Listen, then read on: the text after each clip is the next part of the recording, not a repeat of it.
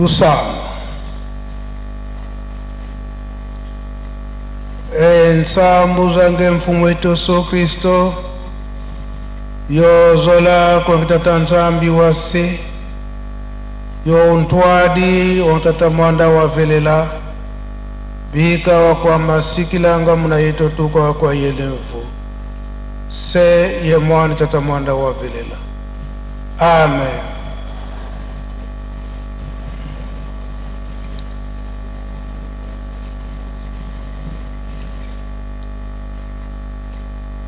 Onkombo ya tata ya mwana pitata mulimo santo.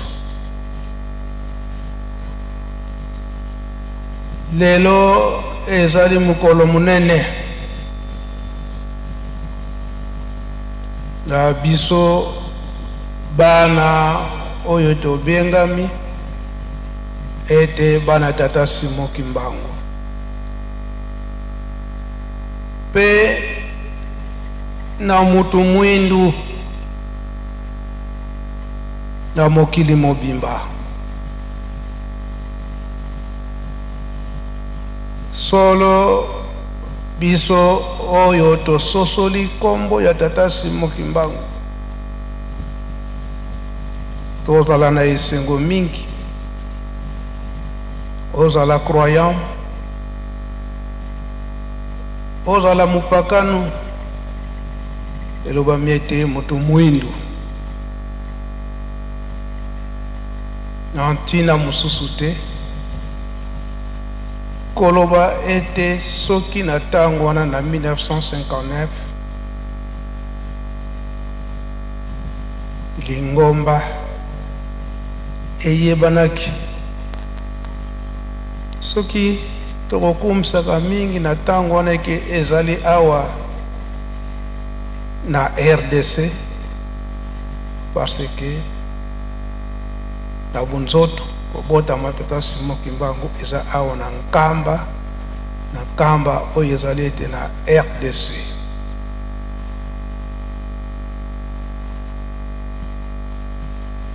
Kotala mingi lelo yo tozali kotambisa mala tata Simon Kimbangu Kiangani, kotambisa mala papa Simon Kimbangu Kiangani lakisi ete etinda oyo ye azali kotinda biso pe baloba nyonso oyo ye azali koloba na biso ezali nde kouta na batata na ye.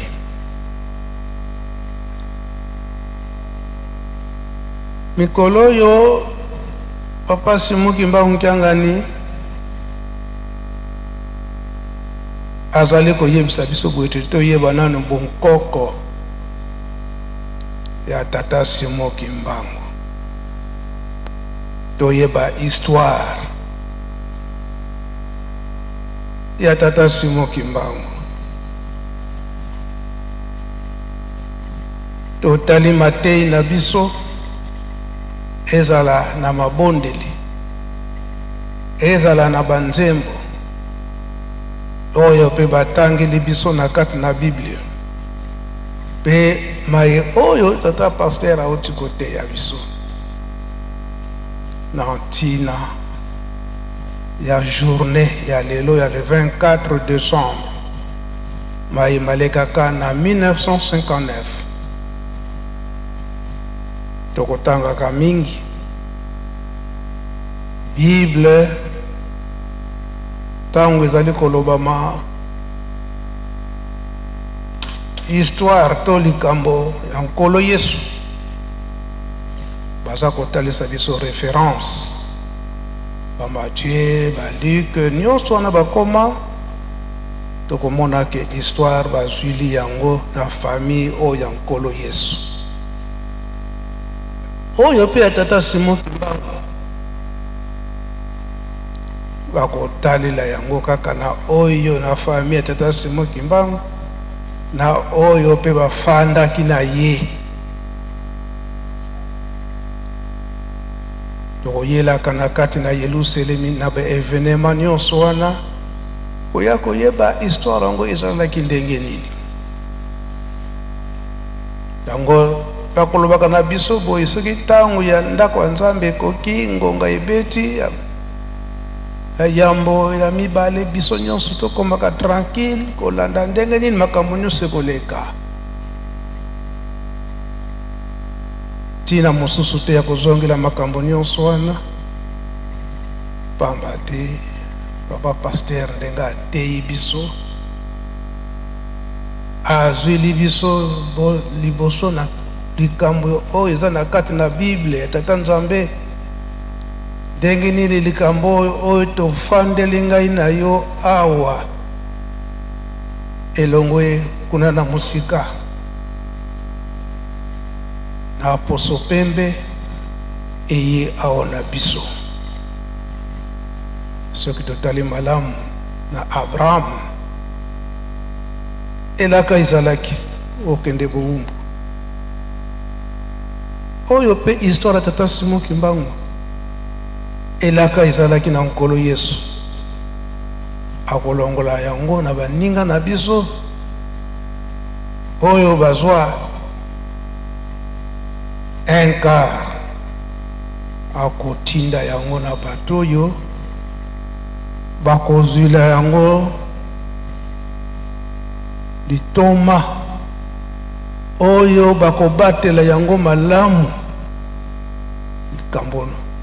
yango oyo ngai na yo tofandeli awa likambo Tata Simon Kimbangu. Tata Simon Kimbangu ye molimo mosantu. Soki totali malamu na mokolo ya lelo kino lelo yo Tata Simon Kimbangu nani batie na esika wana te ya kotia molimo mosantu.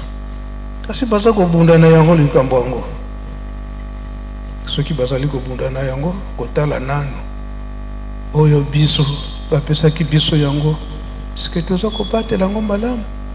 toza kosalela yango malamu. Kasi bapapa si baloba deja eke pouvoir spirituel oyo eya na Yerusalemi papa diangenda alobi yango ete ezali éternel. Je te dis, est-ce que tu as libi likambo toyebi yango te? Papa mfumu longo alobaki te alobaki yango te to répondre biso nyonso alobaki te alobaki yango te alobaki yango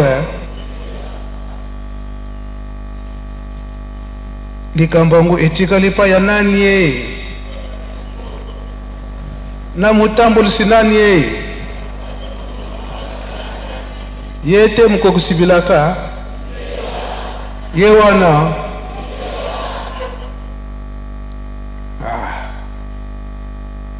papa pasteur alimboli libiso likambo yango nini ezalaka na mokolo na lelo ndenge nini bamvwala misato babatelaki likambo yango lobi tozalaki na rencontre liloba ya papa diangenda ya abimisaki ete ntango bazalaki na mama Mwilu yambo mama Mwilu ase asosolaki nanu te Tata Simon Kimbangu ye azali nani nzoka nde molimo mosantu kasi ayaki kososola kino alandaki mibeko ndenge nini ezaleli pa Tata Simon Kimbangu ndenge moko pe na bamvwala misato po ete bakoka kozwa likambo monene oyo bapesaki bango ete reconnaissance officielle ya l'église kimbangiste. Papa Simon Kimbangu si alakaki bango na yo papa kisolokele ekosalela boye na yo papa dialungana ekosalela boye na yo papa diangenda kotima ekosalela boye moto na moto asimba likambo na ye ti bokose complete batata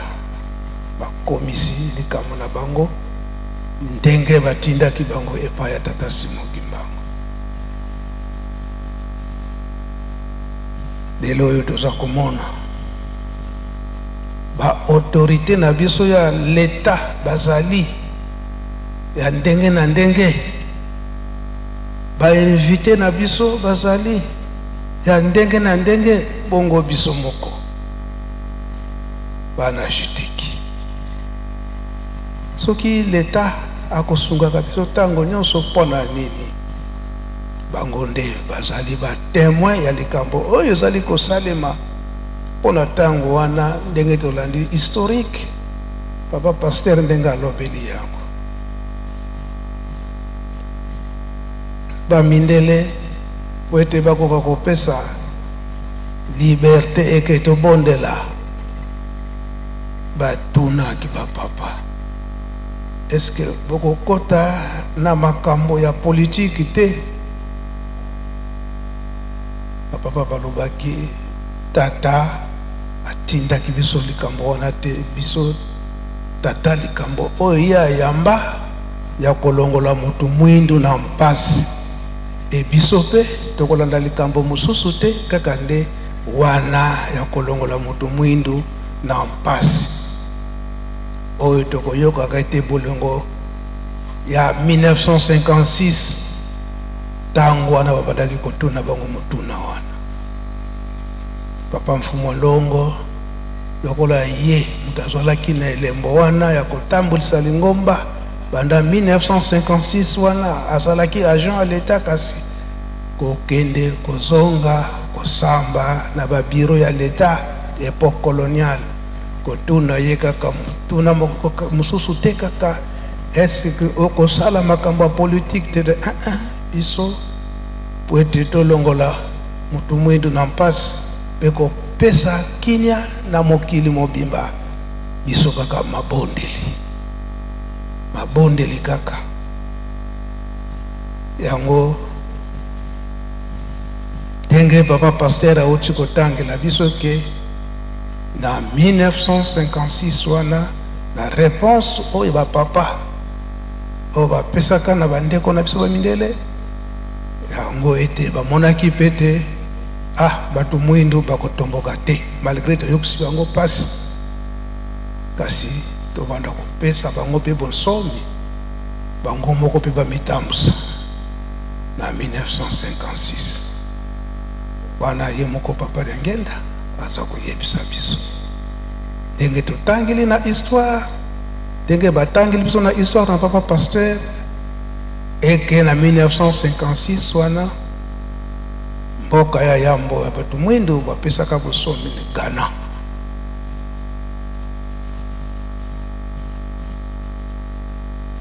mpona nini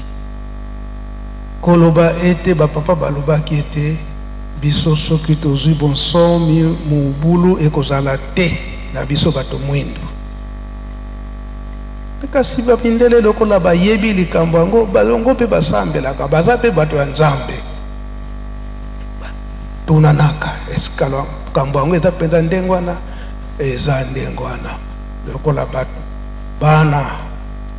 ya Simon Kimbangu balobi ndenge wana bango mpe akokosaka te tala yango emonani ke motu mwindu azwi bonsomi yango tata pasteur quelque part aye koteya biso eke na 1958 wana ndenge le 4 janvier 59 pardon ndenge le 4 janvier ezalaka eke bato basali mobulu na Kinshasa na bamindele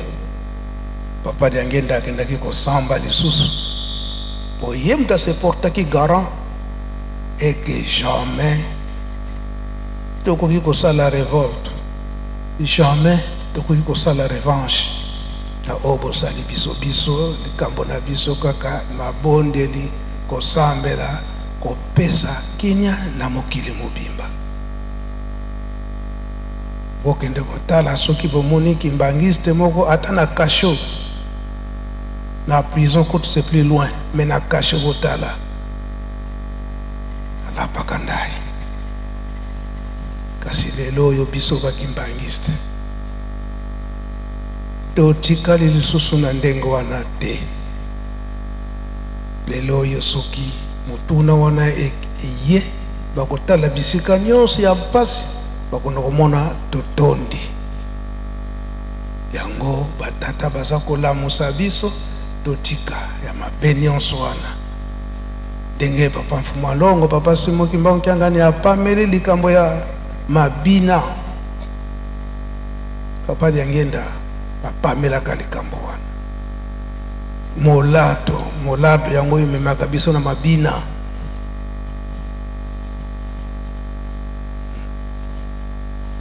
kasi bakoko balobi ete elamba ya kodefa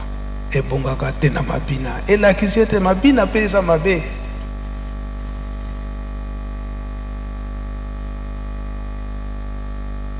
yango tozali bana mapamboli tokoloba mingi te likambo oyo bapapa balobaki biso tokei bino botonga Yerusalemi pamba te tango bozali kotikala ngonga kutu ya komela mwa mai bokosala nango te ngonga ya kolia bokosala nango te po okende kolala fo oyiba ngonga po okende kolala muke nzoka nde tozala banzoto befo ipema ezali komona na lelo oyo lelo mokolo munene tata Molimo Santo papa Simo Kimbangu Kiangani ali papa Mbenza yokende pamba te nazali kozela bapaya minene oyo bazali koyela ngai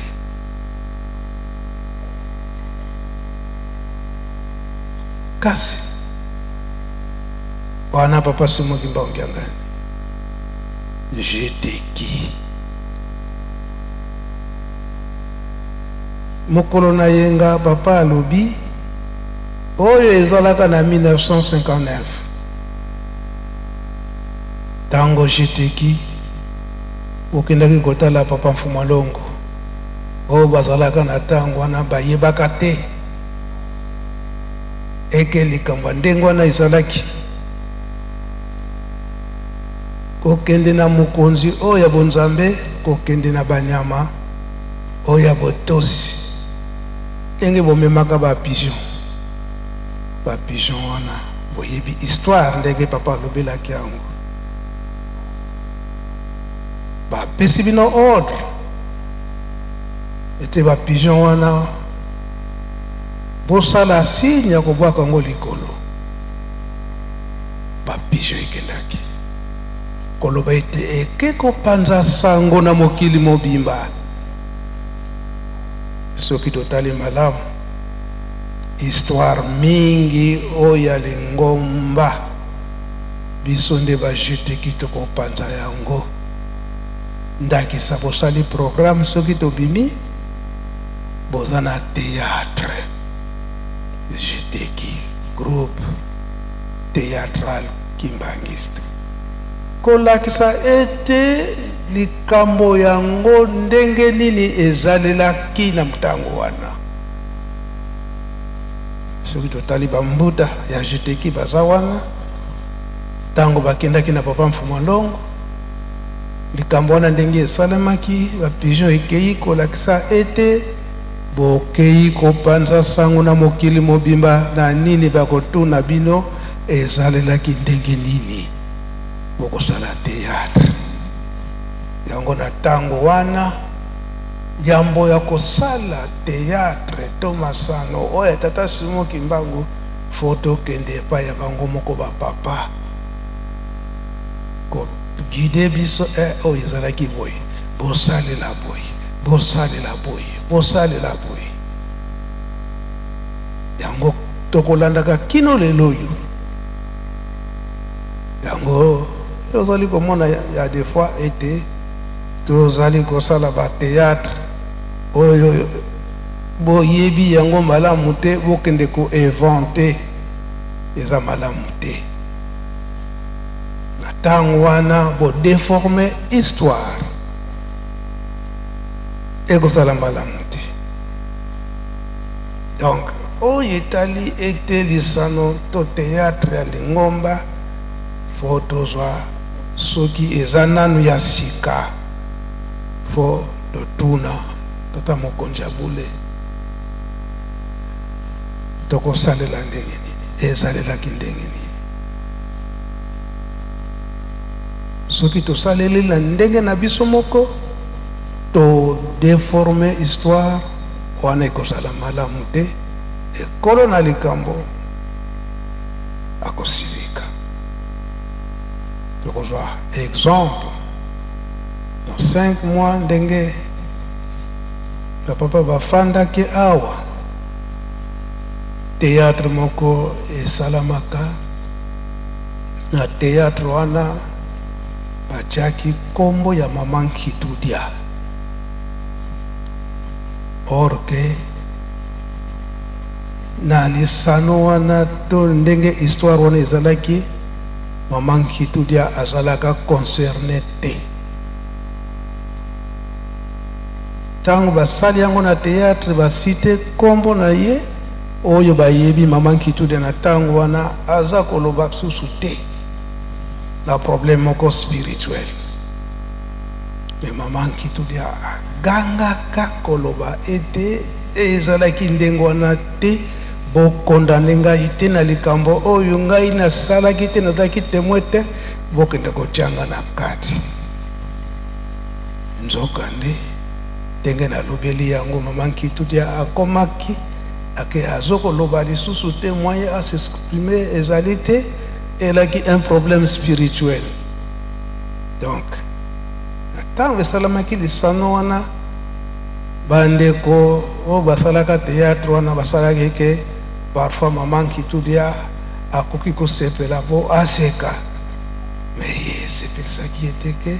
nazalaka concerné te nazalaka présent te na likambo na ndenge nini bokende kokotisa ngai. Soki ye moko apambelaka yango te nde ekoma na théâtre mosusu eke Mama Nkitudia azalaka présent na likambo yango ndokande ezalaki ndenge wana te. Yango bandeko na biso ya jeteki na likambo wana malamu tososona. Ndenge ezalaka na le 24 décembre wana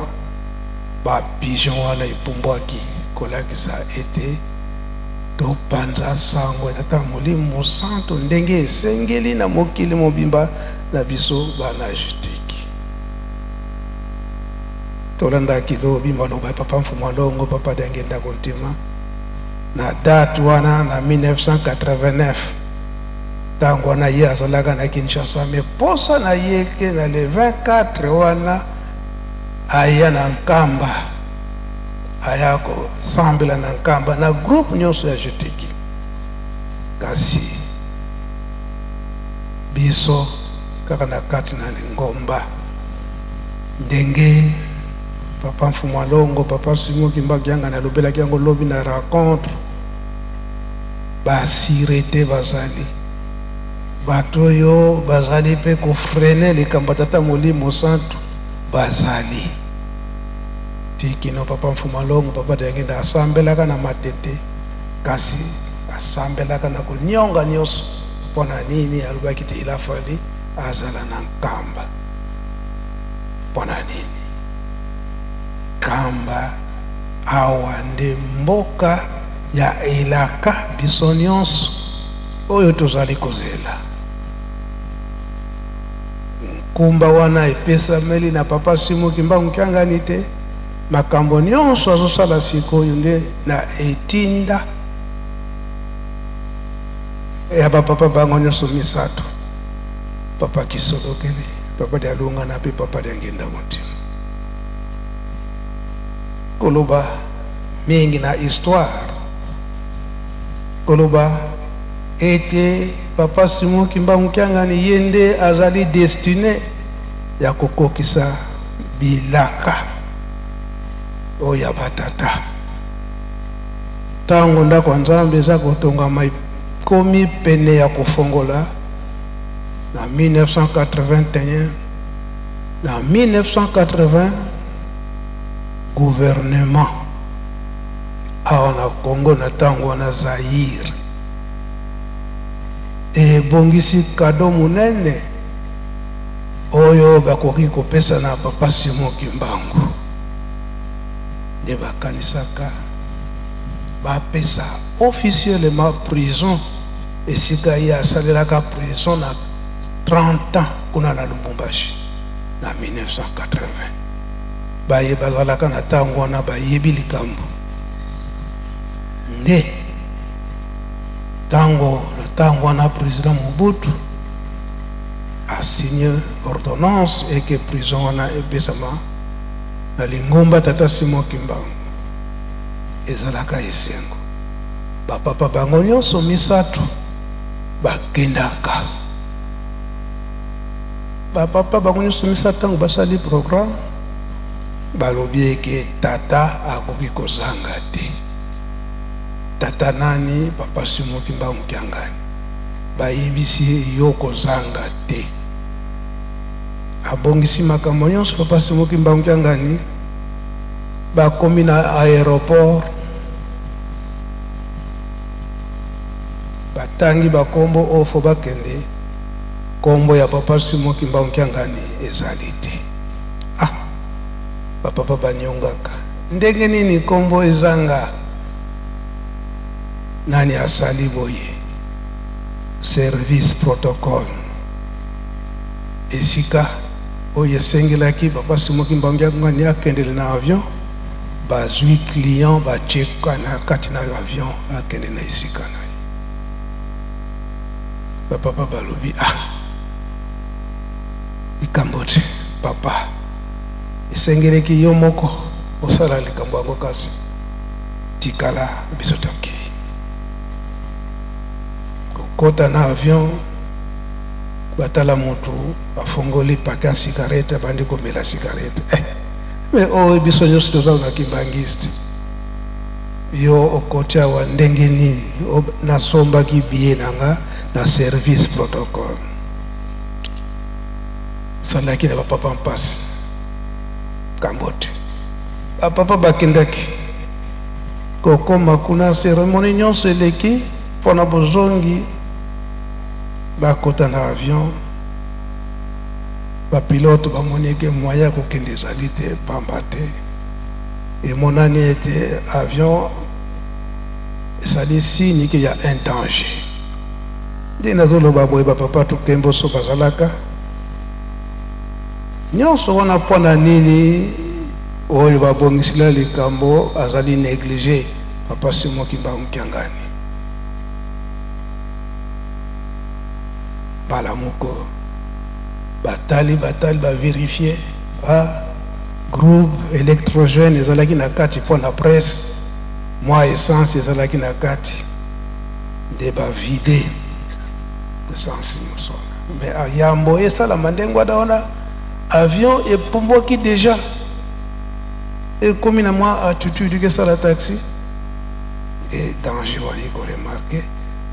baye kozonga na tarmac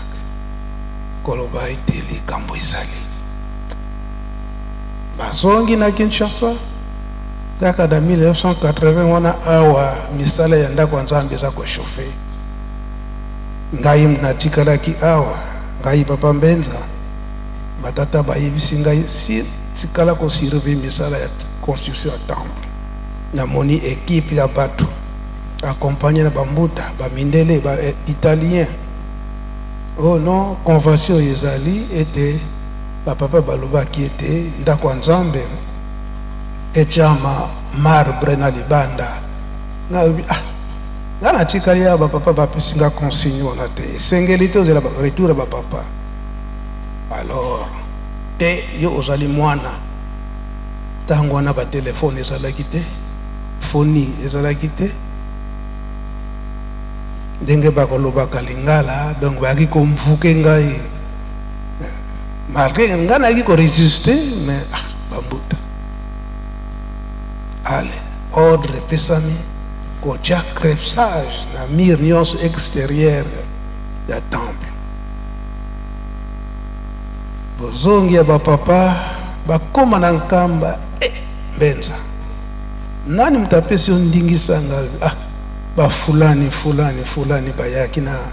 bamindele awa baitalien balobi ke bino bosinyaki convention eke botia marbre bapapa basili kaka pendant 3 jours misala ya temple ekangami ezosalama lisusu te bapapa basiliki premier jour bambuta babongami basenga bolimisi bapapa baboyaki papa kisolokele papa dialunga na balobi biso te papa mfumu ndongo ye moko papa mfumu ndongo alobi ete po ete nakoka kolimisa mpe kolembisa motema po tata ye moko apesa nzela na buzoba bambuta baluki nani koko ya liboso o bapesa komba tata Simoki Mbangu papa walombwa yende azalaki na kombo ya Kimbangu tata walombwa ya Lukengo ntango wana ye mutu azalaki mokonzi ya Jacques baye awa basengi bolimisi tata walombwa asali bunkoko bapapa balobi ke awa eza makambo bukoko te awa eza likambo nde ya tata molimo santu ya Nzambe wana papa Simoki Mbangu Kiangani ntango batiki ye bwa akende Lubumbashi te lokola ye amasanaka mingi kuna na Chikapa nde akendaka kuna na Chikapa babengisi ye Mbangu na monsieur Angelou ke awa bapapa bazoya kosilika ke avant kanda na bango isila yo omonana wana papa Simoki Mbangu Kiangani abanda kosala na mundele moka portugais monsieur Mendes nde baluwaka petit porteur kuna na Kananga papa Simoki Mbangu Kiangani aye na Kinshasa okoma mbala moko na Monkoto aba papa bango nyonso bake Nkamba aluka voiture ya mondimi moko ezalaki wana nga mikolo na kokende Nkamba te na kokende Nkamba te peut-être lobi biesima lobi mais papa baza kozelanga papa Simoki Mbangu Kiangani azwi kamina ba commerçant oyo ezoya na Kiatatu bazwi makolo tina Ntseka bato ya Ntseka baye kotika ye awa na Nkamba akoma na premier poste oyo mundimi wana yebisaki ye ke na kokende Nkamba lobi aye kokuti na voiture na premier poste ye moko mpe kaka azokota na Nkamba na premier poste moye atala ye ezalaki te donc chauffeur wana moye atala papa Simoki Mbangu Kiangani ezali te bon wana biso nyonso na mokolo wana na biso bana na bankoko na kati na mozole kolela wete papa Simoki Mbangu alimisa biso ngonga moke papa Diangenda a respiré makasi bobiki potata esi abimi aye biso nyonso tofungoli miso totala na porte ya mozole soki papa Simoki Mbangu akobimila wana totala papa Simoki Mbangu Kiangani na bubu na ye mpe na bosanaka te bubu wana ya bleu ye nde asengaka bolimisi wana nani jeteki wana nani tobeta nani maboko na likamboni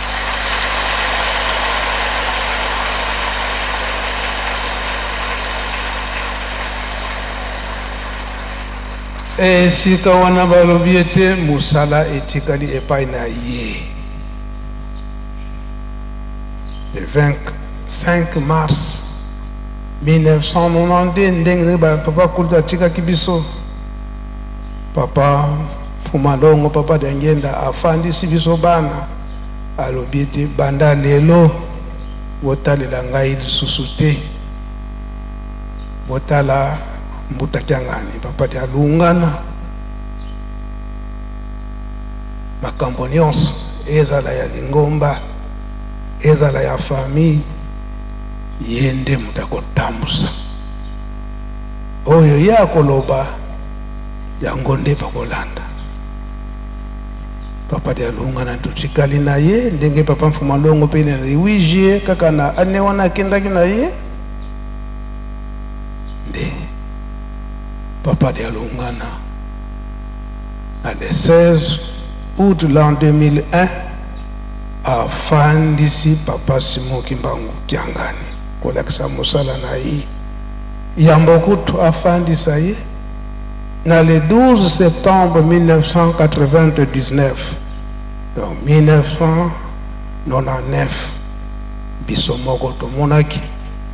ndenge Papa Dialungana alobaki ete inauguration ya temple ya Lubumbashi ngai te mna kokende tata muta kokende po ye nde mutu abandaki likambo na ye ye mpe akosilisa likambo na ye.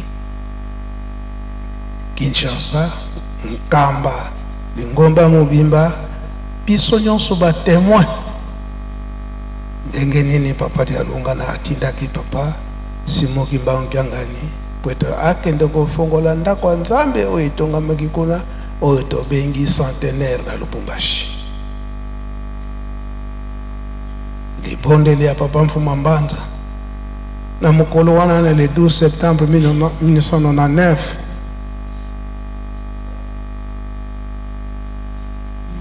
tata Papa Simon Kimbangu o wana koko na yo moko mutu ye wana kosala likambo na yo malgré mokili balingili yango ndengo wana teme oyo obongisa biso tokoki kolongola yango te tikete makamusi emonana po ete mokili surtout Lingomba eyeba ete ye wana de totikili musala. Libondeli ya Papa Mfuma Mbanza na mokolo wana yango lelo oyo tozali komona eke Papa Simon Kimbangu Kiangani azali nde kotambusa biso azokolanda nde mitindo ndenge batata batikilaki ye. Nikolelo eleki alobi ete tosala bilan ya biso bakimbangi tokosala na ntina mosusu te o mosala o batikeli ye eske tozali kolanda ndenge ye azali kotindela biso ndenge mate toyoki na mokolo na lelo misala o aza kotinda biso na kati na Yelusalemi tosala boye na Lingomba mouvement boye association boye bosala boye eske tozali kotindama to tozali koyoka masengene ya bato tozali kolanda masengene ya bato totika kolanda masengene ya bato jeteki bokolimisa biso nazo prendre bino à peu près 30 minutes pongonga si ekei mosala eza kozela biso et ce qui totali quelque part ba mouvement nyonso tozali kolanda ndenge Papa azali kotinda biso nyonso Papa soka tindi biso ba réalisation eza komona lobi totali ndenge bandeko na biso ba dirigeant mukumba munene bapesi bango oyo ya cité industrielle na ba machine ndenge koti tolemba te jeteki boza pe na mosala oyo batindi bino kasi nzembo oyo boza na kokota nango tango boza kokota tozali kolanda bino nzembo oyo bino boza koyemba tozali kokota na mbanza ya mpa mbanza ya nsilulu jeteki soki boyebi nanu koyemba toyoka vana bino boyemba ngo avec mélodie toyoka makambo nini eza na kati mbanza ya nsilulu mboka ya bilaka mosusu te oyo nde Yelusalemi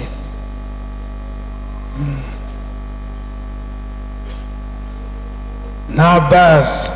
na batenor bavoix na bino nyonso wana chaque voix eza na liloba nango ezali koloba na ntina ya mboka oyo ya Yelusalemi.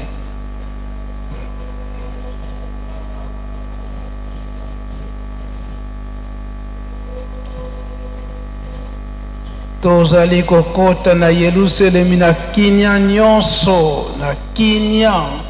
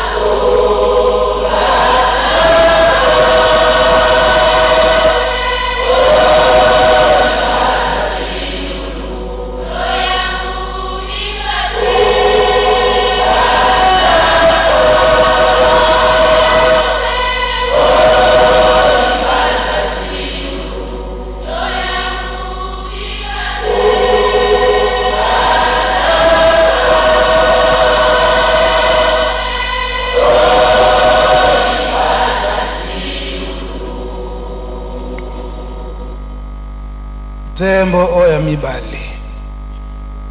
oyo tosenga kibina tata Molimo Santo Papa Simo Kimbangyangani oya sengi biso jeteki tembo ya mibale toyebi ete Yerusalemu kayemba kango mingi mebino pe boyemba kango mingi boyebi yango malamu.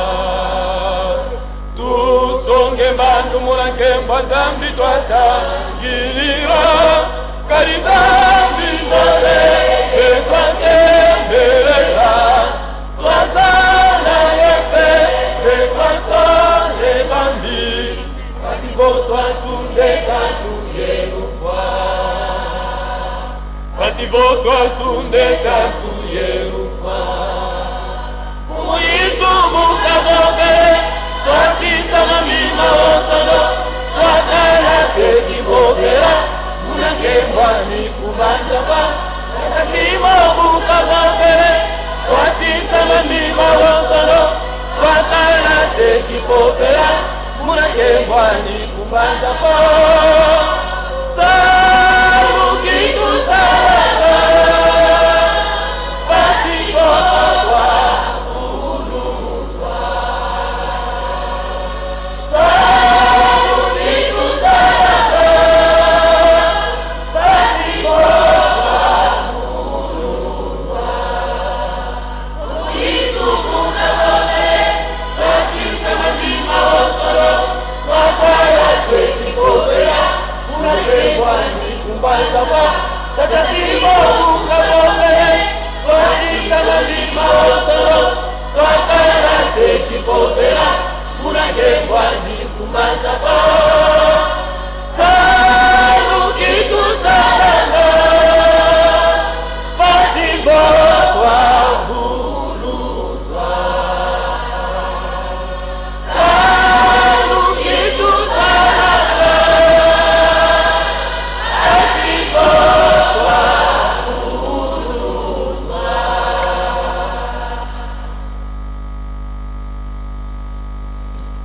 Merci jeteki toza kowela ngonga